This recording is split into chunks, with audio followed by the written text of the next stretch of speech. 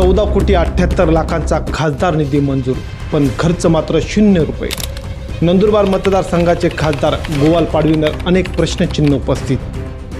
विकासाच्या मुद्द्यावर डॉक्टर हिना गावित यांना जनतेने पराभूत केले, मात्र आता गोवाल पाडवींच्याच विकास निधीवर अनेक सवाल। मंडळी, 2024च्या लोकसभा निवडणुकीत नंदुरबार मतदारसंघासाठी विकासाचा मुद्दा प्रमुख ठरला। 2 वेळा खासदार राहिलेल्या डॉक्टर हिना गावित यांना पराभूत करत काँग्रेसचे उमेदवार गोवाल पाडवी यांच्यावर जनतेने विश्वास दाखवला। मात्र 2024 पासून त्यांनी स्थानिक विकास निधीतून मतदारसंघाच्या विकासासाठी 1 रुपया देखील खर्च केला नाही। उपलब्ध आकडेवारीनुसार 2024 ते 2026 या कालावधीत खासदार गोवाल पाडवी यांच्यासाठी 14,78,00,000 रुपयांचा खासदार निधी मंजूर झाला। मात्र या निधीपैकी 1 रुपया सुद्धा खर्च झालेला नसल्याची धक्कादायक माहिती समोर आली।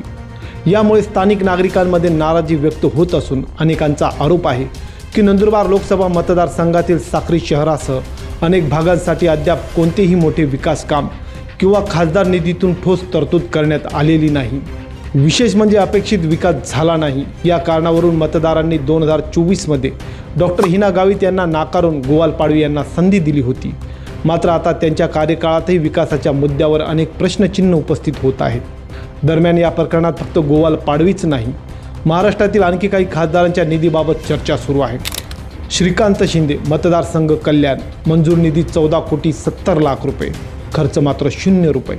नरेश म्हस्के ठाणे मतदारसंघ, मंजूर निधी 14,78,00,000 रुपये, खर्च मात्र 0 रुपये। प्रतापराव जाधव बुलढाणा मतदारसंघ, मंजूर निधी 14,70,00,000 रुपये, खर्च फक्त 12 लाख रुपये। मंडळी, उद्धव ठाकरेंच्या शिवसेनेतील 6 खासदार फुटले।